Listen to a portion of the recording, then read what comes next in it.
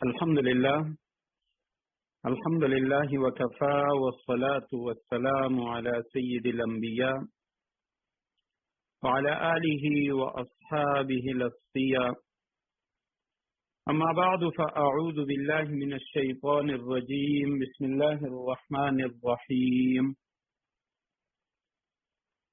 الصابرين والصادقين والقانتين والمنفقين والمستغفرين بالأسحار شهد الله أنه لا إله إلا هو والملائكة وأولو العلم قائما بالقسط لا إله إلا هو العزيز الحكيم. صدق الله العظيم. اللهم صل على محمد النبي الأمي وعلى آله وأصحابه وبارك وسلم. رب زدني علما رب اشرح لي صدري ويسر لي أمري واحلل عقدة من لساني يفقهوا قولي. الصابرين والصادقين والقانتين والمنفقين والمستغفرين بالاسحار. سورہ آل عمران آیت نمبر 17 ہے. الصابرین، یہ لوگ بڑے صبر کرنے والے ہیں. والصادقین، سچائی کے خوگر ہیں. والقانتین، عبادت گزار ہیں. والمنفقین، اللہ کی خوشنودی کے لیے خرچ کرنے والے ہیں. والمستغفرین بالاسحار، اور سحری کے اوقات میں استغفار کرتے رہتے ہیں. الصابرین اس میں فاعل کا صیغہ ہے. صابرون سے صابرون اور صابرین جمع کا صیغہ. اصل صبر کے معنی ہے رک جانا. اور صبر کی 3 قسمیں ہم پڑھ چکے ہیں کہ ایک صبر علی الطاعہ، جو نیکیاں ہم کر رہے ہیں، کوئی بھی نیک عمل طاعات، اس کے اوپر استقامت اختیار کرنا، یہ صبر کا ایک معنی ہے. اور صبر عن المعصیہ، یہ صبر کی دوسری قسم ہے. دوسرا معنی ہے گناہوں سے اپنے آپ کو روکنا. اور تیسرا جو عام معنی کہ مصائب و پریشانیوں کے اوپر صبر کرنا. فرمائے یہ صبر کرنے والے ہیں.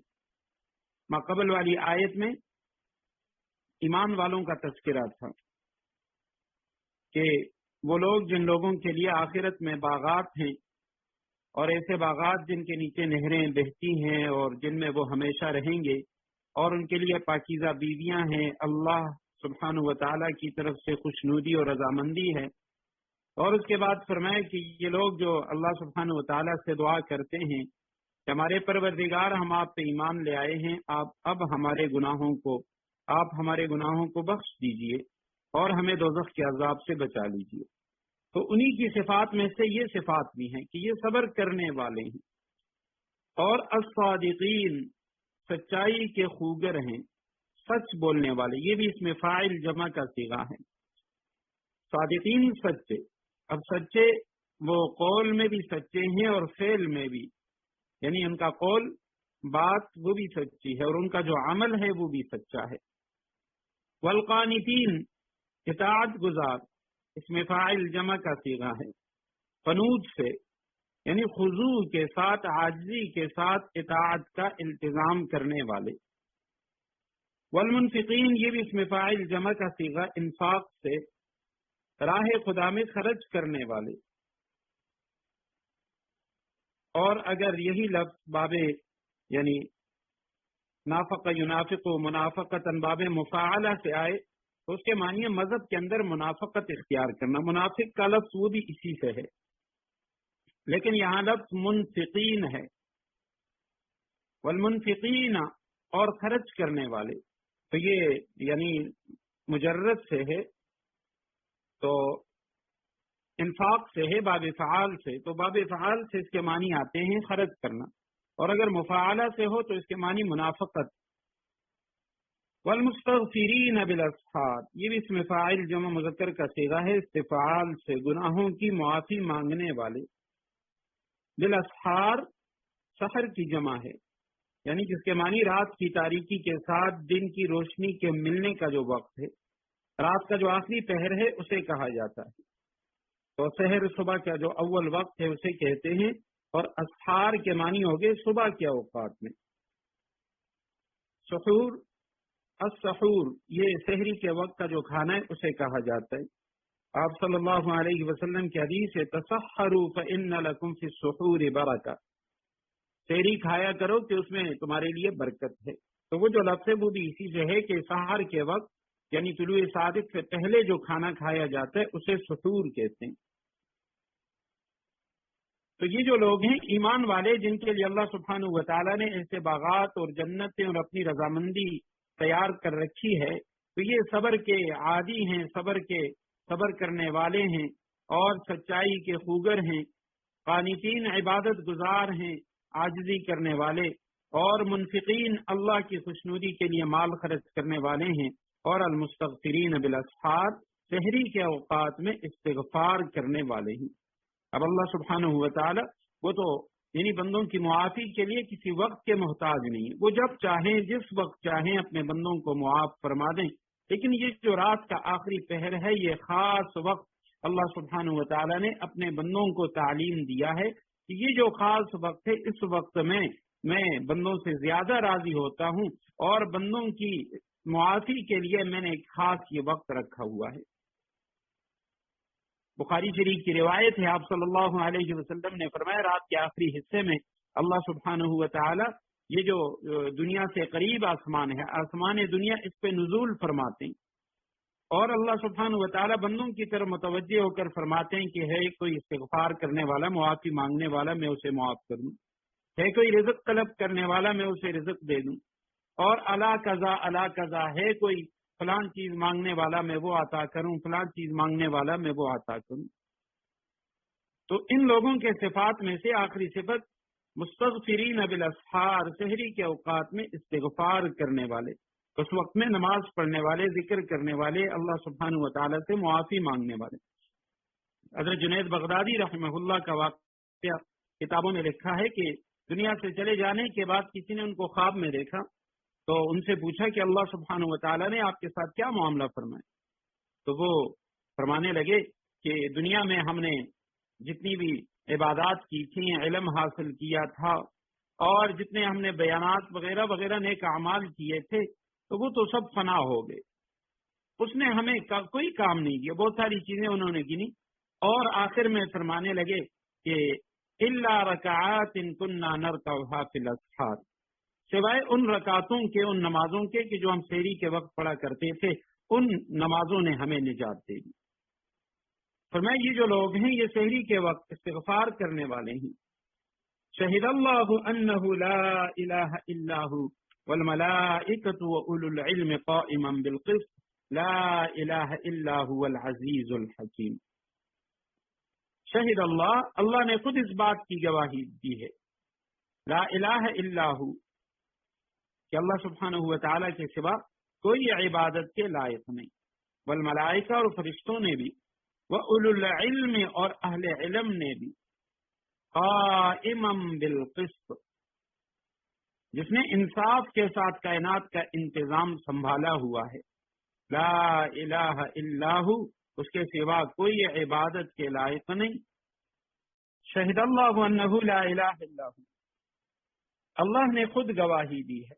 لا الہ الا هو العزیز الحکیم، اللہ کے سوا کوئی عبادت کے لائق نہیں. العزیز، جس کا اقتدار بھی کامل ہے، الحکیم، حکمت بھی کامل ہے. شہد اللہ، شہدہ کے معنی گواہی دینا، تو اللہ نے گواہی دی، شہد اللہ. تو اس صورت میں یہ جو شہیدہ کا لفظ ہے اس کا جو مصدر ہے وہ شہادت ہے. شہادت کے معنی گواہی دینا. شہیدہ اگر مصدر اس کا شہادت ہو تو معنی ہے گواہی دینا، اور اگر اس کا مصدر شہود ہو تو شہود کے معنی کسی چیز کو پا لینا. تو شہد اللہ، اللہ نے گواہی دی، انہو، اس بات کی، لا الہ الا ہو، کہ اس کے سوا کوئی معبود نہیں، اللہ سبحانہ و تعالیٰ کے سوا کوئی معبود نہیں. والملائکۃ، اور فرشتوں نے بھی، وَأُولُو الْعِلْمِ، اور اہل علم نے بھی. اولو یہ ذو کی جمع ہے، من غیر لفظ ہی، یعنی اس لفظ سے نہیں ہے، الگ لفظ سے. اولو یہ جمع ذو کی بمانے والے. تو اولو العلم یعنی جو جیسے ہم اردو میں کہتے ہیں ذی علم، علم والے، وہ بھی گواہی دیتے ہیں کہ اللہ سبحانہ و تعالیٰ کے سوا کوئی معبود نہیں۔ قائما بالقسط، یعنی وہ اللہ سبحانہ و تعالیٰ کی اس کی صفت ہے، اللہ سبحانہ و تعالیٰ کی تعریف بیان کی جا رہی ہے کہ عدل و انصاف کو قائم فرمانے والا ہے، جس نے انصاف کے ساتھ کائنات کا انتظام سنبھالا ہوا ہے۔ قسط کے معنی، یہ جو لفظ ہے یہ انصاف اور ظلم دونوں کا معنی دیتا ہے۔ قسط اگر یہ مجرد سے آئے تو اس کے معنی ہے ظلم۔ قرآن کریم میں اما القاسطون فکانوا لجہنم حطبا، یہ قاسطون یہ لفظ ظالموں کا معنی دیتا ہے کہ جو ظالم ہیں تو ان کے لیے جہنم کی آگ ہے۔ اور اگر یہ لفظ یعنی مجرد سے نہ ہو، مزید سے ہو، تو پھر اس کے معنی ہے انصاف۔ اور قرآن کریم میں یہ لفظ بھی آ چکا ہے وَزِنُوا بِالْقِسْطَاسِ الْمُسْتَقِيمِ۔ قائما بالقسط کا معنی ہوا کہ اس نے عدل و انصاف کے ساتھ کائنات کا انتظام سنبھالا ہوا ہے۔ لا الہ الا ہو دوبارہ تاکید کے لیے ہے کہ اس کے سوا کوئی معبود نہیں، کوئی عبادت کے لائق نہیں۔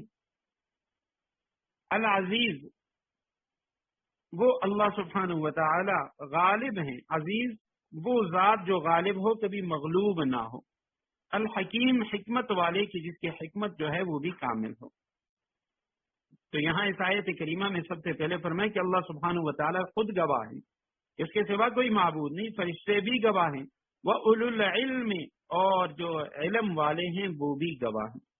امام غزالی رحمہ اللہ اور امام ابن کثیر، علامہ ابن کثیر، انہوں نے فرمایا کہ اللہ سبحانہ و تعالی نے یہاں پہ اہل علم کو فرشتوں کے ساتھ اور اپنے ساتھ ان کا تذکرہ کیا، تو یہ اہل علم اور علم کی فضیلت کی طرف اشارہ ہے۔ یہ ایسے فضیلت والے لوگ ہیں کہ جن کا ذکر اللہ سبحانہ و تعالی نے اپنے ساتھ اور فرشتوں کے ساتھ کیا۔ اور مفتی محمد شفیع صاحب رحمہ اللہ وہ معارف القرآن میں فرماتے ہیں کہ اولو العلم سے یہاں یہ بھی مراد ہو سکتا ہے کہ اس سے یعنی وہ باضابطہ علم حاصل کرنے والے مراد نہ ہوں، بلکہ اولو العلم سے مراد وہ لوگ ہیں جو کائنات میں اللہ سبحانہ و تعالی کی جو قدرتیں ہیں، اس کی جو نشانیاں، ان میں غور کرنے والے۔ تو وہ بھی گواہی دیتے ہیں کہ وہ جب کائنات میں غور کرتے ہیں تو اس نتیجے پہ پہنچتے ہیں کہ یقیناً اس کا کوئی بنانے والا موجود ہے، یہ کائنات خود وجود میں نہیں ہے۔ قائما بالقسط، کہ اللہ سبحانہ و تعالی وہ کائنات کا انتظام عدل کے ساتھ، انصاف کے ساتھ تھامے ہوئے ہیں۔ لا الہ الا هو العزیز الحکیم، اس اللہ سبحانہ و تعالی کے سوا کوئی بھی عبادت کے لائق نہیں، اور وہ غالب ہے، حکمت والا ہے۔ اس آیت کریمہ قرآن کریم کی یہ جو آیت ہے اس کی خاص شان ہے۔ امام تفسیر امام بغوی رحمہ اللہ نے اپنی سند سے نقل کیا ہے کہ یہود کے دو بڑے عالم ملک شام سے مدینہ طیبہ آئے اور مدینہ کی بستی کو دیکھ کر آپس میں تذکرہ کرنے لگے کہ یہ بستی تو اس طرح ہے جس کے لیے تورات میں پیشگوئی آئی ہے، اور اس میں نبی آخر الزمان صلی اللہ علیہ وسلم قیام پذیر ہوں گے۔ اس کے بعد ان کو اطلاع ملی کہ یہاں ایک شخصیت ہیں، ایک بزرگ ہیں جن کو لوگ نبی کہتے ہیں۔ تو یہ آپ صلی اللہ علیہ وسلم کی خدمت میں حاضر ہوئے۔ آپ صلی اللہ علیہ وسلم پر نظر پڑتے ہی وہ تمام صفات ان کے سامنے آ گئیں جو تورات میں آپ صلی اللہ علیہ وسلم کے متعلق بتلائی گئی تھی۔ تو ان دونوں نے حاضر ہو کر بسم اللہ الرحمن الرحیم، تو میں عرض کر رہا تھا کہ جب آپ صلی اللہ علیہ وسلم کے پاس یہود کے یہ دو بڑے عالم ملک شام سے آئے، تو آپ صلی اللہ علیہ وسلم کے پاس آنے کے بعد انہوں نے آپ صلی اللہ علیہ وسلم سے عرض کیا کہ آپ محمد ہیں؟ آپ صلی اللہ علیہ وسلم نے فرمایا ہاں۔ پھر عرض کیا کہ آپ احمد ہیں؟ آپ صلی اللہ علیہ وسلم نے فرمایا ہاں، میں محمد ہوں اور احمد ہوں۔ پھر عرض کیا کہ ہم آپ سے ایک سوال کرتے ہیں، اگر آپ صلی اللہ علیہ وسلم اس کا صحیح جواب دیں تو ہم ایمان لے آئیں گے۔ آپ صلی اللہ علیہ وسلم نے فرمایا دریافت کرو۔ انہوں نے سوال کیا کہ اللہ تعالیٰ کی کتاب میں سب سے بڑی شہادت کون سی ہے، سب سے بڑی گواہی کون سی ہے؟ اس سوال کے جواب کے لیے یہ آیت شہادت نازل ہوئی، اس کو آیت شہادت گواہی والی آیت کہی جاتی ہے۔ اور آپ صلی اللہ علیہ وسلم نے ان کو پڑھ کر سنا دی، یہ دونوں اسی وقت مسلمان ہو گئے۔ اور مسند احمد کی حدیث میں ہے کہ عرفات میں رسول اللہ صلی اللہ علیہ وسلم نے یہ آیت پڑھی تو اس کے بعد فرمایا وَأَنَا عَلَى ذَلِكَ مِنَ الشَّاهِدِينَ یا رب، یعنی اے اللہ، اے میرے پروردگار، میں بھی اس پر شاہد ہوں، میں بھی گواہی دیتا ہوں۔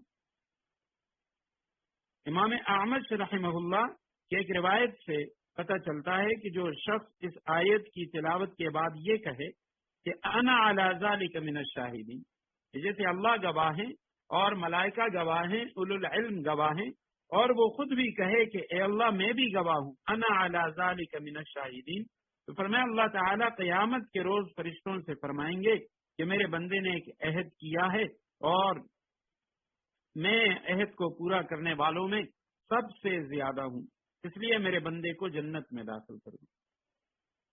اور اسی طرح اس آیت کریمہ کی ایک اور فضیلت بھی ہے کہ حضرت ابو ایوب انصاری رضی اللہ تعالیٰ عنہ کی روایت ہے، آپ صلی اللہ علیہ وسلم نے فرمایا کہ جو شخص ہر نماز فرض کے بعد سورہ فاتحہ ایک بار، آیت الکرسی اور یہ آیت شہد اللہ انہ لا الہ الا ہو، سورہ آل عمران آیت نمبر 18، اور اسی سورہ آل عمران کی آیت قل اللہم مالک الملک آیت نمبر 26، اور اس کے بعد والی جو آیت ہے تولج اللیل فی النہار آیت نمبر 27، یہ جو آیات ہیں فاتحہ، آیت الکرسی اور شہد اللہ انہ لا الہ الا ہو، اور اسی طرح آل عمران آیت نمبر 26 اور 27، تو جو شخص فرض نماز کے بعد یہ پڑھے گا اللہ تعالیٰ اس کے سب گناہ معاف فرمائیں گے اور اسے جنت میں جگہ دیں گے اور اس کی 70 حاجتیں پوری فرمائیں گے، جن میں سے کم جو حاجت ہے، سب سے جو چھوٹی حاجت ہے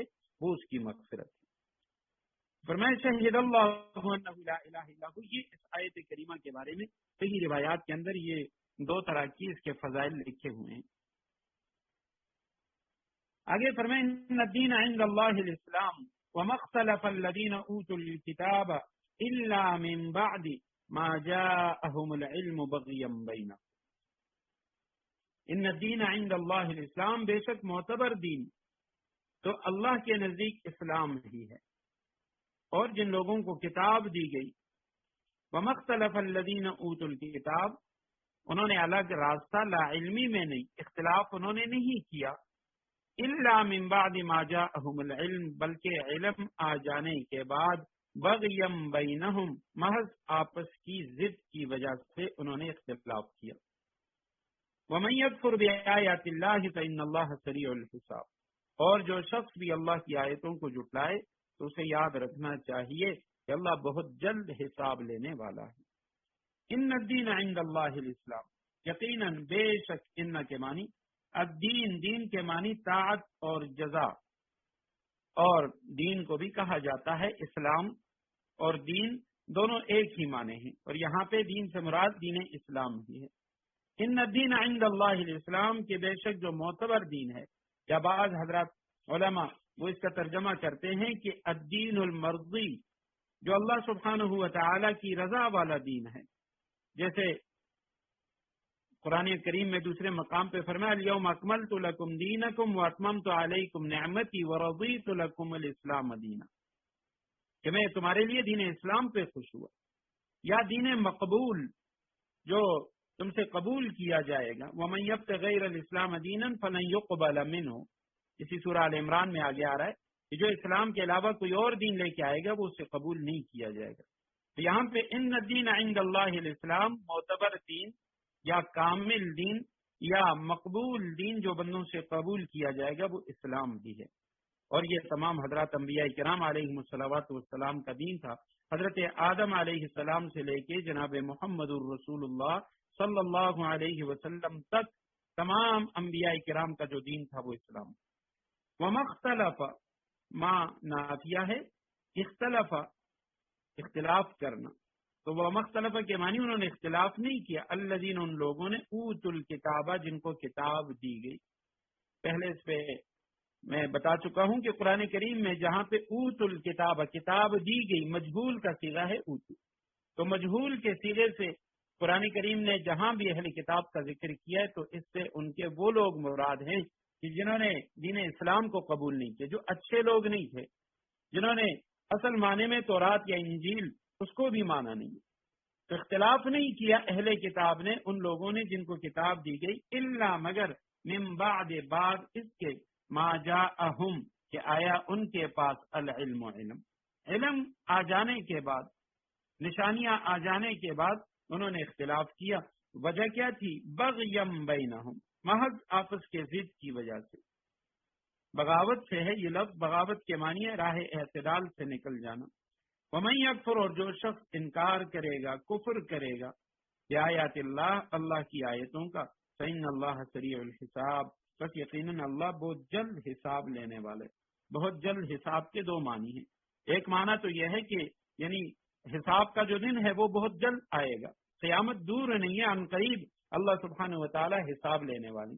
اور دوسرا معنی سریع الحساب کا یہ ہے کہ کل قیامت کے دن اللہ سبحانہ و تعالی جب بندوں سے حساب لیں گے تو اللہ سبحانہ و تعالی کو تمام بندوں سے حساب لینے میں کوئی دیر نہیں لگے گی، بہت جلد تھوڑے سے وقت میں اللہ سبحانہ و تعالی حضرت آدم علیہ السلام سے لے کے قیامت کی صبح تک جو آخری انسان ہوگا سب سے حساب لینے۔ فَإِنْ حَاجُّوكَ فَقُلْ أَسْلَمْتُ وَجْهِيَ لِلَّهِ وَمَنِ اتَّبَعَنِ، پھر بھی اگر یہ تم سے جھگڑیں تو کہہ دو اسلمت وجهي للہ، میں نے تو اپنا رخ اللہ کی طرف کر لیا ہے، وَمَنِ اتَّبَعَنِ، اور جنہوں نے میری اتباع کی ہے انہوں نے بھی، وَقُلْ لِلَّذِينَ، اور آپ کہہ دیجئے ان لوگوں سے اوتوا الکتاب جن کو کتاب دی گئی ہے، وَالْأُمِّيِّينَ، اور ان پڑھ جو مشرکین ہیں عرب کے، ان سے بھی کہہ دیجئے اَأَسْلَمْتُمْ، کیا تم بھی اسلام لاتے ہو؟ فَإِنْ أَسْلَمُوا، پھر اگر وہ اسلام لے آئیں، فَقَدْ اهْتَدَوْا، تو ہدایت پا جائیں گے، وَإِنْ تَوَلَّوْا، اور اگر انہوں نے منہ موڑا، فَإِنَّمَا عَلَيْكَ الْبَلَاغُ، تو تمہاری ذمہ داری صرف پیغام پہنچانے کی حد تک ہے، وَاللَّهُ بَصِيرٌ بِالْعِبَادِ، اللہ تمام بندوں کو خود دیکھ رہا ہے۔ فَإِنْ حَاجُّوكَ، حاج جمع مذکر غائب کا صیغہ ہے اور آخر میں کاف مخاطب کی ضمیر ہے۔ اگر وہ لوگ آپ سے جھگڑا کریں، محاجہ یہ ہے کہ جب باتوں میں بحث مباحثہ جو ہوتا ہے، ہر شخص دوسرے شخص کو وہ جو دلیل لاتا ہے اس دلیل کا توڑ کرتا ہے تو اسے محاجہ کہتے ہیں۔ پیچھے لفظ گزر چکا، لم تر الی الذی حاج ابراہیم، نمرود کے بارے میں تھا کہ کیا آپ نے اس شخص کو دیکھا کہ جو ابراہیم علیہ السلام سے اس کے رب کے بارے میں جھگڑ رہا تھا، بحث مباحثہ کر رہا تھا۔ اگر یہ لوگ آپ سے جھگڑیں، بحث مباحثہ کریں، فقل، آپ کہہ دیجئے اسلمت، میں اسلام لے آیا۔ اسلام کے معنی سر تسلیم خم کرنا، یعنی میں نے اپنا رخ اللہ سبحانہ و تعالیٰ کی طرف کر دیا۔ اسلمت وجہیہ، میں نے اپنے رخ کو، اپنے چہرے کو کر دیا للہ، اللہ کی طرف۔ ومن اتبعن، اور اس شخص نے بھی، اتبعنی، یہ اصل میں ہے اتبعنی، وہ لوگ جنہوں نے میری پیروی کی، جنہوں نے میری اتباع کی، ان لوگوں نے بھی اپنا رخ اللہ کی طرف کر لیا۔ وقل، اور آپ کہہ دیجئے، للذین، ان لوگوں سے، اوتوا الکتاب، یہاں بھی اوتو مجہول کا صیغہ ہے، جن لوگوں کو کتاب دی گئی، یعنی اہل کتاب سے، والامیین، اور جو عرب کے ان پڑھ مشرکین ہیں ان سے بھی، امی جو پڑھا لکھا نہ ہو، جس نے کسی سے پڑھا نہ ہو۔ اسلمتم، کیا تم اسلام لاتے ہو؟ حمزہ استفہام کا، کیا تم اسلام قبول کرتے ہو؟ فَإِنْ أَسْلَمُوا، پس اگر وہ اسلام لے آئیں، وہ مسلمان ہو جائیں، فَقَدْ اهْتَدَوْا، تو یقیناً وہ ہدایت پا جائیں گے۔ وَإِنْ تَوَلَّوْا، اور اگر یہ ماضی جمع مذکر غائب کا صیغہ ہے، تولوا، یہ لفظ مختلف معنی دیتا ہے، یعنی ایک معنی اس کے اعراض کرنا ہے، اگر اس کے بعد عن آ جائے تو اس کے معنی ہوتے ہیں اعراض کرنا، اور اگر یہ بغیر صلے کے ہو تو اس کے معنی یہ ولایت سے پھر یہ لفظ دوستی کرنا۔ وَإِن تَوَلَّوْا، اور اگر انہوں نے منہ موڑا، فَإِنَّمَا عَلَيْكَ الْبَلَاغُ، اور یہاں بھی اگرچہ بظاہر عن کا لفظ آیت کریمہ کے اندر نہیں ہے، لیکن حضرات مفسرین کرام فرماتے ہیں یہاں پہ عن کا لفظ محذوف ہے، مقدر ہے۔ فَإِنَّمَا عَلَيْكَ الْبَلَاغُ، پس یقیناً آپ پر البلاغ پہنچا دینا ہے، بلاغ تبلیغ سے ہے۔ واللہ بصیر بالعباد، اللہ بصیر دیکھنے والے ہیں، بالعباد بندوں کو۔ ان الذین یکفرون بآیات اللہ، جو لوگ اللہ کی آیتوں کو جھٹلاتے ہیں، ویقتلون النبیین بغیر حق، اور نبیوں کو ناحق قتل کرتے ہیں، وَيَقْتُلُونَ الَّذِينَ يَأْمُرُونَ بِالْقِسْطِ مِنَ النَّاسِ، اور ان لوگوں کو بھی قتل کرتے ہیں کہ جو انصاف کی تلقین کرنے والے. فَبَشِّرْهُمْ بِعَذَابٍ عَلِيمٍ، ان کو دردناک عذاب کی خوشخبری سنا دو. ان الذین یکفرون، اس آیت کریمہ کا ماقبل کے ساتھ جو ربط ہے وہ یہی ہے کہ ماقبل کی جو آیتیں تھی رکوع، اس میں بھی سرکش لوگوں کا ذکر تھا، اور ان کی سرکشی کیا ہے، اس رکوع کے اندر ان کی اس سرکشی کا ذکر ہے کہ جو اہل کتاب تھے انہوں نے اختلاف کیا. کتاب کے آ جانے کے بعد وہ اختلاف کس حد تک تھا، یہاں تک کہ وہ نبیوں کے قتل سے باز نہ آئے، اور جو ان کے اندر مصلح لوگ تھے، نبی کے ساتھی تھے، ان کے صحابہ حواری تھے، ان کو بھی ان لوگوں نے قتل کیا.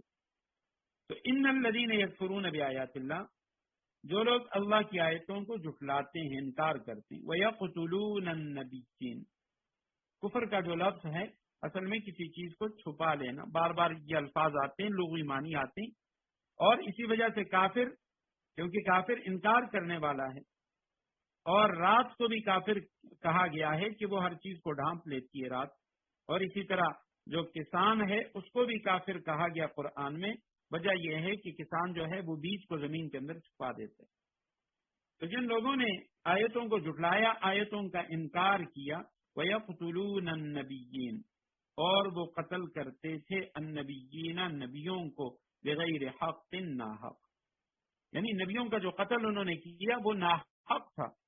اب حق کی وجہ سے قتل تو یہ ہے کہ خدا نخواستہ کوئی محسن شخص شادی شدہ وہ بدکاری کرے تو اس کی سزا رجم ہے، یا کوئی شخص قتل کرے تو قصاصاً اس کو قتل کیا جائے گا. اور تیسرا حق پہ قتل یہ ہے کہ کوئی مسلمان وہ اسلام سے مرتد ہو جائے، اسلام چھوڑ دے تو وہ مرتد واجب القتل ہوتے. تو انبیاء کرام کا جو قتل انہوں نے کیا بغیر حق، ناحق طور پہ. وَيَقْتُلُونَ الَّذِينَ، اور یہ ان لوگوں کو بھی قتل کیا کرتے تھے، یأمرون، جو حکم دیا کرتے تھے، بالقسط، انصاف کا، جو عدل و انصاف کی تلقین کرنے والے تھے، من الناس کے لوگوں میں سے، انہوں نے ان کو بھی قتل کیا. فبشر، پس آپ خوشخبری سنا دیجیے. استبشار، تبشیر، بشارت، بشرا، سب کے معنی خوشخبری. آپ خوشخبری سنائیں ان کو بعذاب علیم، دردناک، عذاب کے معنی سخت تکلیف، اور علیم دردناک. آلام اردو میں بھی لفظ استعمال ہوتا ہے، اس کی جمع ہے علم کی جمع آلام. تو ان کو خوشخبری سنا دیجیے دردناک عذاب. پہلی بات تو یہ ہے کہ یہ جو نبیوں کے قتل کا ذکر ہے، وَيَقْتُلُونَ النَّبِيِّينَ بِغَيْرِ حَقٍ، ناحق یہ نبیوں کا قتل کیا کرتے تھے. بیان القرآن میں، معرف القرآن میں، اور اسی طرح دیگر تفاسیر میں ہے. حضرت ابو عبیدہ بن جراح رضی اللہ تعالیٰ عنہ کی روایت ہے، وہ فرماتے ہیں کہ میں نے آپ صلی اللہ علیہ وسلم سے سوال کیا، یا رسول اللہ، ای الناس اشد عذابا، قیامت کے دن سب سے زیادہ سخت عذاب کن لوگوں کو ہوگا؟ تو آپ صلی اللہ علیہ وسلم نے فرمایا، رجل قتل نبیا او من امر بالمعروف ونہى عن المنکر، وہ شخص، اس کو سب سے سخت عذاب ہوگا کہ جو کسی خدا نخواستہ کسی نبی کو قتل کرے، یا اس شخص کو کہ جو نیکی کی دعوت دے اور برائی سے منع کرے اسے قتل کرے. پھر آپ صلی اللہ علیہ وسلم نے یہی آیت کریمہ آخر تک تلاوت کی، اور پھر فرمایا کہ اے ابو عبیدہ، بنی اسرائیل نے 43 نبیا، انہوں نے 43 نبیوں کو قتل کیا ایک ہی دن میں، یعنی دن کے اول حصے میں، اور اس کے بعد اسی نبی کے جو ساتھی تھے ان میں سے 170 جو لوگ تھے وہ کھڑے ہو گئے، اور وہ بنی اسرائیل کے پاس آئے کہ آپ کیوں اللہ کے نبیوں کو قتل کرتے ہیں؟ تو کہتے ہیں انہوں نے ان لوگوں کو بھی، 170 لوگوں کو بھی قتل کیا ایک ہی دن کے اندر. تو پھر آپ صلی اللہ علیہ وسلم نے فرمایا یہ وہ لوگ ہیں جن کا ذکر اللہ سبحانہ و تعالیٰ نے قرآن کریم کی آیت میں کیا، جنہوں نے ایک ہی دن میں 43 انبیاء کو اور اس کے جو صحابہ تھے 170 ایک ہی دن میں ان کو قتل کیا. تو اس آیت کریمہ کے اندر یہ لوگ مراد ہیں. فبشرہم بعذاب علیم، ان کو دردناک عذاب کی خوشخبری سنا دیجیے. اب یہ جو دردناک عذاب ہے، خوشخبری تو کسی اچھے عمل کی ہوتی ہے، فرمایا یہ تحدید ہے ان کے لیے، توبیخ ہے، زجر ہے، سزا سنائی دی جا رہی ہے ان کو. تو ان لوگوں کو ایسے عذاب کی خوشخبری سنا دیجیے. اولئک الذین حبطت اعمالهم، فی الدنیا والآخرہ، یہ وہ لوگ ہیں جن کے اعمال دنیا اور آخرت میں غارت ہو چکے ہیں. وما لهم من ناصرین، اور ان کو کسی قسم کے مددگار نصیب نہیں ہے. یہ لوگ ہیں حبطت اعمالهم، فاعل مؤنث کا صیغہ ہے حبطہ، اکارت ہو گئے، ضائع ہو گئے، مٹ گئے، ختم ہو گئے. اعمالهم، ان کے اعمال فی الدنیا، دنیا میں، والآخر، اور آخرت میں. عمل اور فعل کا فرق میں بتا چکا ہوں. اعمال عمل کی جمع ہے. ایک فعل ہوتا ہے بندے سے کوئی بھی کام سرزد ہو جائے، نیکی سرزد ہو گئی بغیر ارادے کے، تو عمل جو ہے وہ کام کی جو نیت اور ارادے سے کیا جاتا ہے. تو ان لوگوں کے وہ اعمال جو انہوں نے نیکی سمجھ کے دنیا میں کیے ہیں، وہ نیکیاں جو انہوں نے اختیار کی ہیں، تو اللہ سبحانہ و تعالیٰ فرماتے ہیں وہ اعمال ضائع ہو گئے. نہ دنیا میں ان کے لیے اجر ہے اور نہ آخرت میں ان کے لیے اجر ہے. اور عام کافروں کے بارے میں بھی علماء نے لکھا ہے کہ یہ کہ جو کافر وہ کوئی نیک عمل کرتا ہے، اچھے کام کرتا ہے، اگر وہ مسلمان ہو جاتا ہے تو اس کے یعنی کفر کے زمانے کے جو نیکیاں ہیں اس کا اجر و ثواب اس کو ملے گا. لیکن اگر یہ کفر ہی پہ اس کا خاتمہ ہوتا ہے اور ایمان قبول نہیں کرتا تو دنیا میں اللہ سبحانہ و تعالیٰ اس کی نیکیوں کا جو اجر ہے وہ اس کو دے دیتے ہیں. دنیا میں کوئی خوشی مل جاتی ہے، بھلائی مل جاتی ہے، لیکن آخرت میں ایمان جن لوگوں کو نصیب نہیں ہوا ان کی کوئی نیکی ان کے کام نہیں آئے گی. حبطت اعمالهم فی الدنیا والآخرہ، یہ جو عمل کا ضائع ہونا ہے یہ تین طرح سے ہو سکتے. یا تو وہ اعمال یعنی جو دنیاوی اعمال ہیں وہ ضائع ہو گئے، مطلب یہ ہے کہ قیامت کے دن جو دنیاوی کام ہیں وہ کچھ کام نہ آئیں گے. دوسری تشریح یہ بھی لکھی ہے کہ اعمال تو اخروی اجر والے ہوں، ایسے کام کی جن پر آخرت میں اجر ملتا ہے لیکن اس کے اندر اللہ کی رضا نہ ہو، نمود کے لیے، نمائش کے لیے ایسے کام کیے تو یہ اعمال بھی اکارت ہو گئے، چاہے مسلمان کے ہیں جس کے بھی. اور نمبر 3، اعمال صالحہ کیے ہوں گے لیکن ان کے بالمقابل گناہ کا بار اس قدر ہوگا کہ اعمال صالحہ بے اثر ہو کر رہ جائیں گے اور گناہوں کا پلہ باری ہوگا. تو اس وجہ سے آخرت میں ان کی جو نیکیاں ہیں، ان کے جو اچھے کام ہیں وہ ان کے کام نہیں آئیں گے. الم تر الی الذین اوتوا نصیبا من الکتاب یدعون الی کتاب اللہ لیحکم بینہم، کیا تم نے ان لوگوں کو نہیں دیکھا اوتوا نصیبا من الکتاب جنہیں کتاب کا ایک حصہ دیا گیا تھا، یدعون الی کتاب اللہ، اس لیے کہ انہیں اللہ کی کتاب کی طرف دعوت دی جاتی ہے، لیحکم بینہم تاکہ وہ ان کے درمیان فیصلہ کرے. ثم یتولی فریق منہم، اس کے باوجود ان میں سے ایک گروہ منہ موڑ کر انحراف کرتا ہے، وہ ہم موردون، اور وہ اعراض کر دیتے، انحراف کر جاتے. الم تر الی الذین، کیا تم نے نہیں دیکھا ان لوگوں کو اوتوا نصیبا من الکتاب جن کو کتاب کا ایک حصہ دیا گیا، نصیبا حصہ،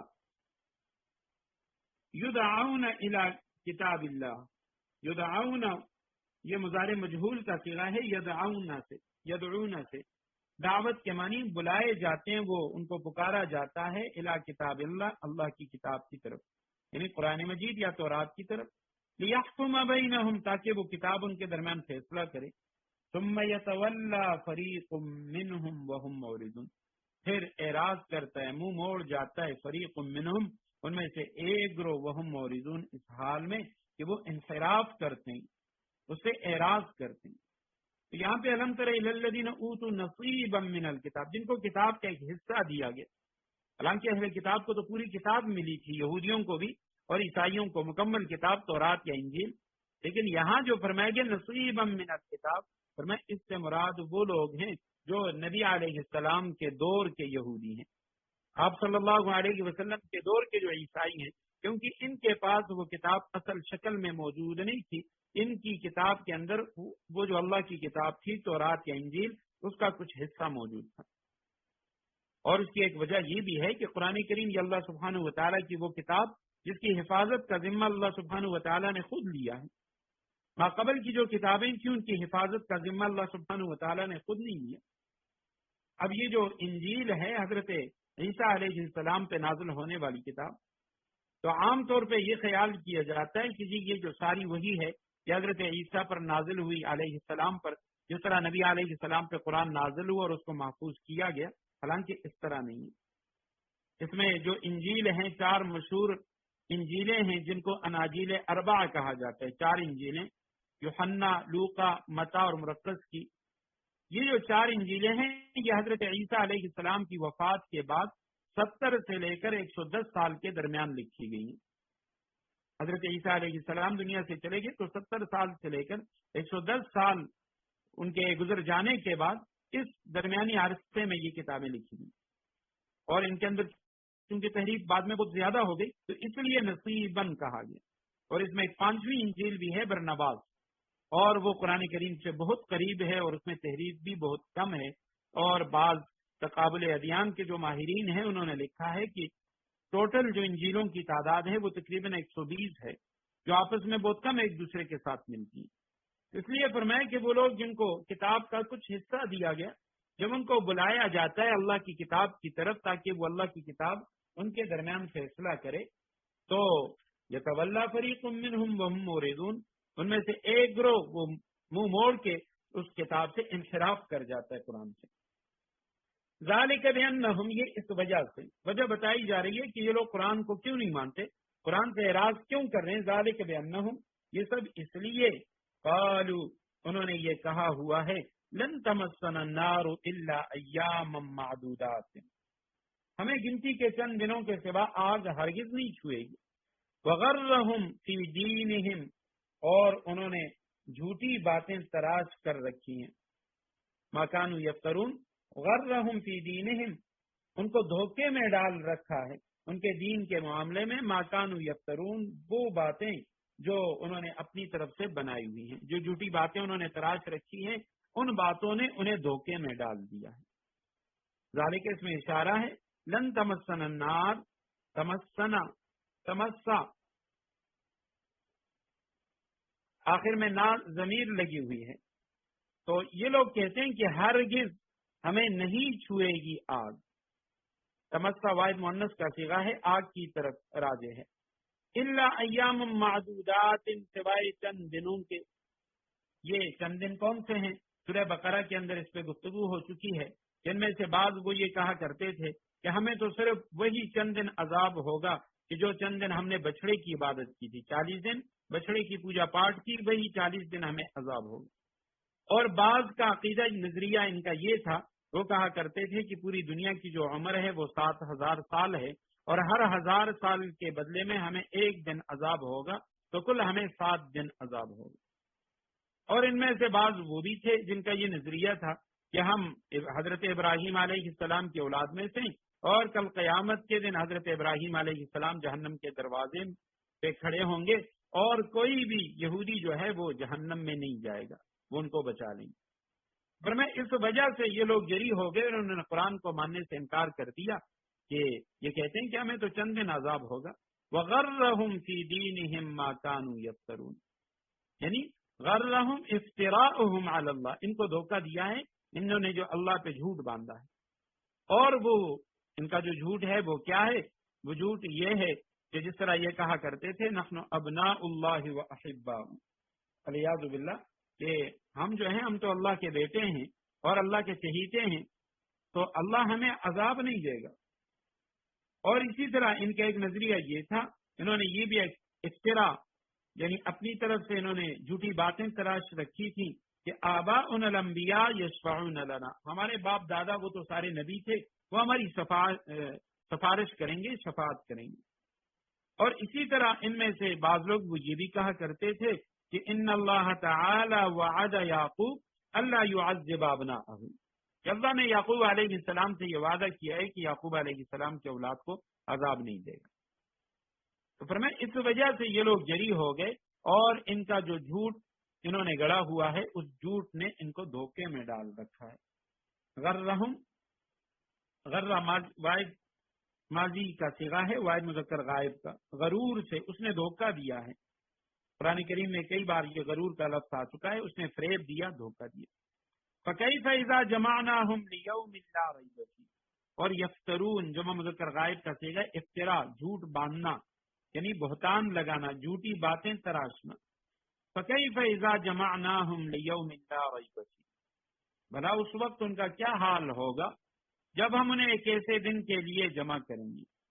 لا ریب فی جس کے آنے میں ذرا بھی شک نہیں ہے، ووفیت کل نفس ما کسبت اور ہر شخص نے جو کمائی کی ہوگی وہ اس کو پوری پوری دی جائے گی، وہم لا یظلمون کسی پر کوئی ظلم نہیں ہوگا۔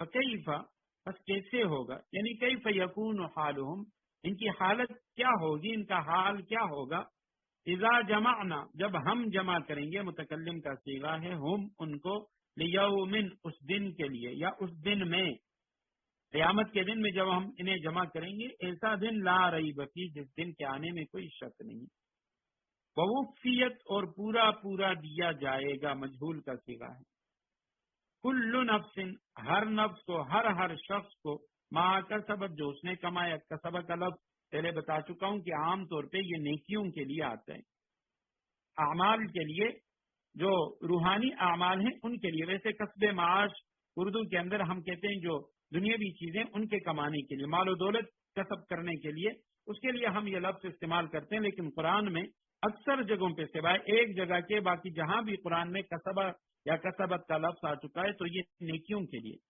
کہ ہر شخص نے جو نیکیاں کمائی ہوں گی ان کو پورا پورا اس کا بدلہ دیا جائے گا، وہم لا یظلمون اور ان پر ظلم نہیں کیا جائے گا، یہ بھی مجہول کا صیغہ ہے جمع مذکر غائب۔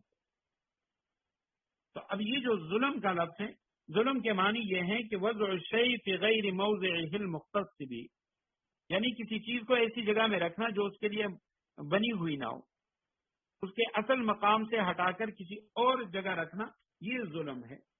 اور بعض حکما کا قول ہے، حکیم علماء وہ کہتے ہیں کہ یہ جو ظلم ہے اس کی تین صورتیں ہیں، ایک تو یہ ہے کہ ظلم انسان اور اس کے رب کے درمیان ہو، انسان اور اللہ کے درمیان ظلم، وہ اس کی مثال جیسے شرک ہے، کفر ہے، نفاق ہے، یہ بندہ اللہ سبحانہ و تعالیٰ کے معاملے میں ظلم کر رہا ہے، چاہیے تو یہ تھا کہ یہ اس کی وحدانیت کا قائل ہوتا، لیکن یہ اللہ سبحانہ و تعالیٰ کے ساتھ غیر کو شریک کر رہا ہے، اور اسی کو اللہ سبحانہ و تعالیٰ نے سورہ لقمان کی آیت نمبر 13 میں فرمایا ان الشرک لظلم عظیم، کہ شرک سب سے بڑا ظلم۔ اور ظلم کی دوسری صورت یہ ہے کہ اس شخص اور دوسرے لوگوں کے درمیان، دوسرے لوگوں کے جو حقوق ہیں وہ ادا نہ کریں، تو اس کے بارے میں فرمایا جزاء سیئۃ سیئۃ مثلھا، جس طرح کرے گا اسی طرح اس کو بدلہ بھی دیا جائے گا۔ اور ظلم کی تیسری صورت یہ ہے کہ بندہ اپنے اوپر ظلم کرے، کسی اور شخص پہ نہیں بلکہ اپنی جان پہ ظلم کرے، تو سورہ فاطر میں فرمایا فَمِنْهُمْ ظَالِمٌ لِنَفْسِهِ، ایسے بدبخت بھی ہیں جو اپنے اوپر ظلم کرتے ہیں، تو وَهُمْ لَا يُظْلَمُونَ ان لوگوں پہ کوئی ظلم نہیں کیا جائے گا، جو نیکیاں انہوں نے کمائی ہیں اس کا پورا پورا ان کو بدلہ دیا جائے گا۔ قل اللہم مالک الملک تؤتی الملک من تشاء وتنزع الملک ممن تشاء وتعز من تشاء وتذل من تشاء بیدک الخیر انک علی کل شیء قدیر۔ قل آپ کہہ دیجئے، کہو کہ اللہم مالک الملک، اے اللہ مالک الملک، اے اقتدار کے مالک، تؤتی الملک من تشاء، تو جس کو چاہتا ہے اقتدار بخشتا ہے، وتنزع الملک اور اقتدار چھین لیتا ہے ممن تشاء جس سے چاہتا ہے، وتعز من تشاء جس کو چاہتا ہے عزت بخشتا ہے، وتذل من تشاء جس کو چاہتا ہے رسوا کر دیتا ہے، ذلیل کر دیتا ہے۔ بیدک الخیر تمام تر بھلائی تیرے ہی ہاتھ میں ہے، انک علی کل شیء قدیر یقیناً تو ہر چیز پر قادر ہے۔ اور آپ کہہ دیجئے اللہم اے اللہ مالک الملک، اقتدار کے مالک، ملک اقتدار سلطنت، مالک یعنی اقتدار کے مالک سلطنت کے مالک، تو دیتا ہے الملک سلطنت بادشاہت اقتدار من تشاء جسے چاہے، وتنزع مضارع واحد مذکر غائب کا صیغہ ہے، تو چھین لیتا ہے اکھاڑ پھینکتا ہے، الملک سلطنت ممن تشاء جسے تو چاہے، وتعز اور تو عزت دیتا ہے منتشا جسے چاہے، وہ تو ذل اور ذلیل کرتا ہے رسوا کر دیتا ہے منتشا جس کو چاہے، بیدک الخیر تیرے تمام تر بھلائی تیرے ہی ہاتھ میں ہے، انک یقیناً تو علی کل شیء قدیر ہر چیز پر قادر ہے۔ اس آیت کریمہ کا جو شان نزول ہے سب سے پہلے ہم اس کی طرف آتے ہیں کہ جب بدر و احد میں مشرکین مکہ کو شکست ہو گئی، بدر میں بھی اور احد میں بھی ایک حوالے سے ان کو شکست تھی، اور یہ یعنی مسلمانوں کو اللہ سبحانہ و تعالیٰ نے فتح عطا فرما دی، تو اس کے بعد مکہ کے جو مشرک تھے انہوں نے مدینہ منورہ کے یہودیوں کو، یہود و نصارہ، ان کو بھی اپنے ساتھ ملا کے، اور عرب کے کئی قبائل، وہ سب مل کے انہوں نے ارادہ کیا کہ مدینہ منورہ پر یکبارگی حملہ کریں اور ایک فیصلہ کن جنگ کر لیں۔ تو انہوں نے ایک بڑا لشکر لے کے، اسلحہ لے کے مدینہ پر چڑھائی کا ارادہ کیا، جس غزوے کو قرآن کریم نے غزوہ احزاب، سورہ احزاب میں جس کا ذکر ہے، اور عام طور پہ تاریخ کی کتابوں میں جس کو غزوہ خندق کہتے ہیں، سن 5 ہجری کے اندر یہ غزوہ لڑا گیا۔ تو جب آپ صلی اللہ علیہ وسلم کو پتہ چلا تو آپ صلی اللہ علیہ وسلم نے صحابہ کرام سے مشورہ کیا۔ حضرت سلمان فارسی رضی اللہ تعالیٰ عنہ کے مشورے سے آپ صلی اللہ علیہ وسلم نے مدینہ کے باہر خندقیں کھودی۔ تو روایات میں آتا ہے کہ جب آپ صلی اللہ علیہ وسلم نے صحابہ کرام کو اس میں سے منتخب حصے دیے، اور تقریباً 40 ہاتھ لمبی خندق وہ 10 آدمیوں کے سپرد ہوئی، تو کئی میل لمبی